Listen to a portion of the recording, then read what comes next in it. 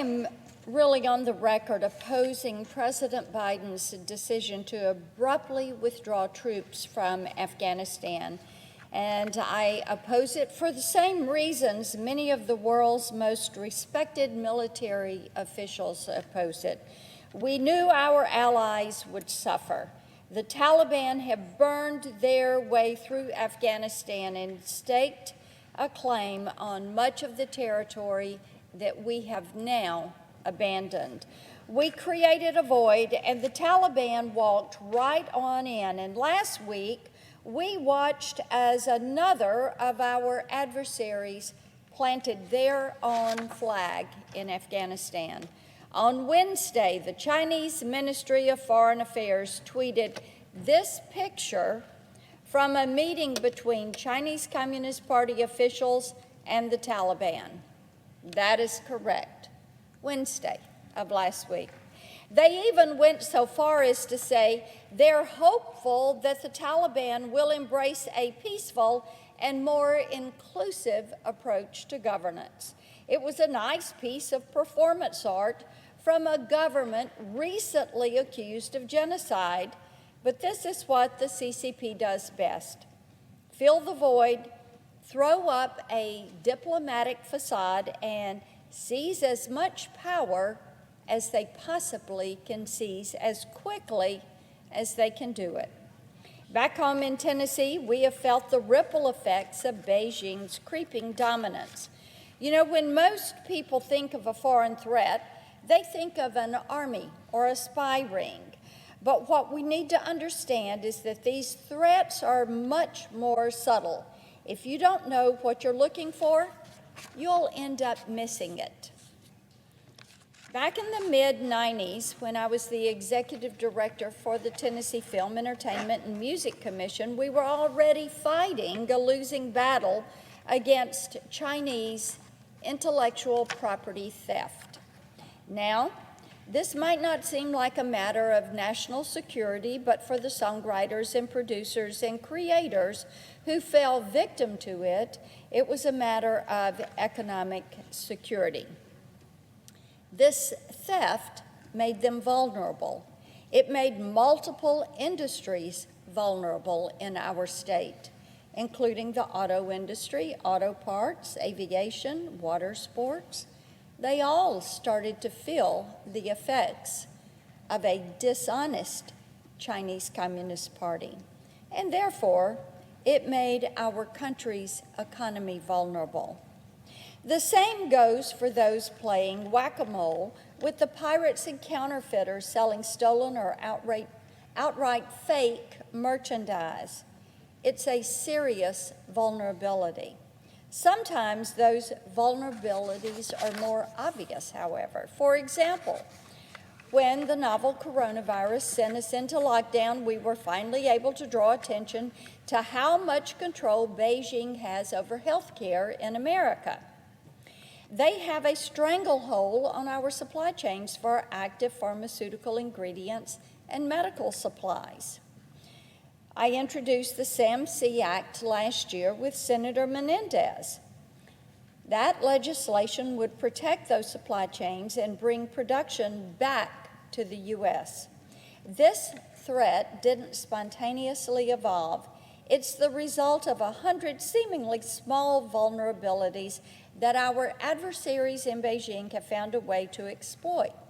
How did it happen? Well, it has a lot to do with their slow takeover of international organizations, namely the United Nations. Since 1971, the Chinese Communist Party has exploited hopes that membership in the UN would force them to behave like a normal country. But the reality of the situation is that Chinese diplomats control 4 out of 15 specialized UN agencies and many other subsidiary offices. Even more importantly, the CCP is flooding the UN with lower-level staff, which means they have strength in numbers that we do not have. They've seized far too much power for comfort. Since 2007, Chinese diplomats have led the UN Department of Economic and Social Affairs, which means they've also controlled the direction of the UN's development programs.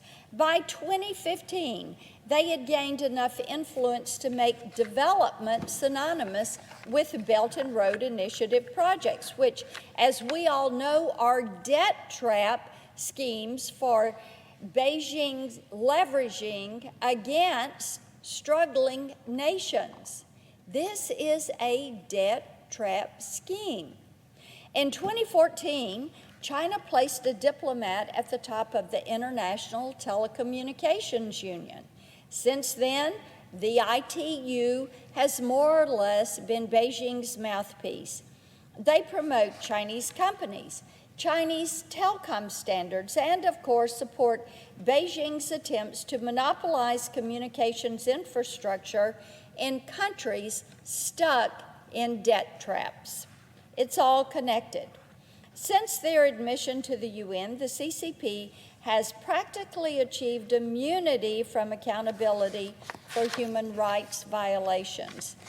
The NGO China has used for years to whitewash their barbaric treatment of Tibetans is now a UN-accredited organization.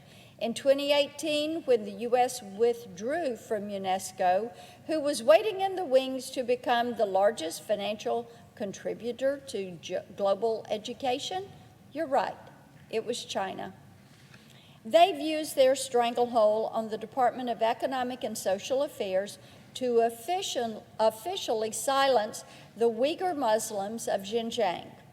They used their status as members of the Human Rights Council as cover for horrendous human rights violations in Tibet, Inner Mongolia, Taiwan, Hong Kong, and on the mainland. In 2019, we confirmed whistleblower testimony that revealed the Office of the High Commissioner for Human Rights sent the names of activists critical of the Chinese Communist Party straight to Beijing. And last year, we watched the World Health Organization praise Beijing for lying to the world about the severity of a disease that would eventually cause a deadly global pandemic.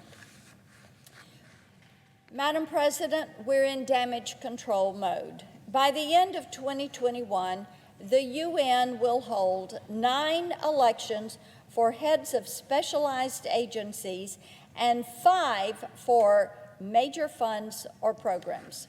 We control exactly none of these positions. Our task is twofold. First, we must fill these voids. We don't have a choice.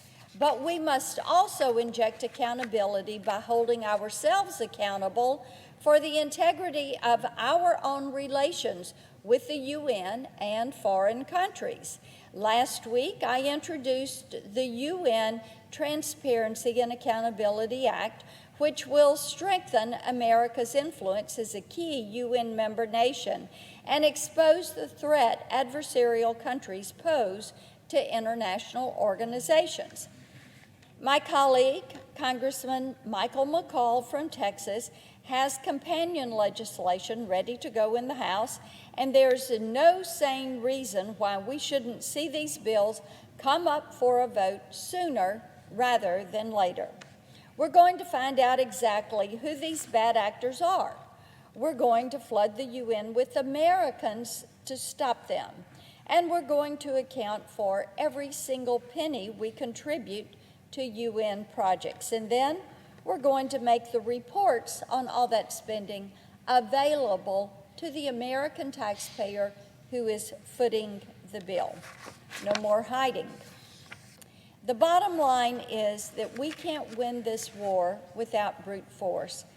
There is no weapon that can neatly cut the strings Beijing is pulling. Ceding freedom has consequences. The ripple effect created in Geneva and Brussels and New York and Washington can and will destroy the lives of people half a world away. As effective as diplomacy can be, we're alone in this one. We are responsible for safeguarding our freedom. As President Reagan once said, freedom is always one generation away from extinction. It has to be fought for and defended by each generation. There's no kicking the can down the road.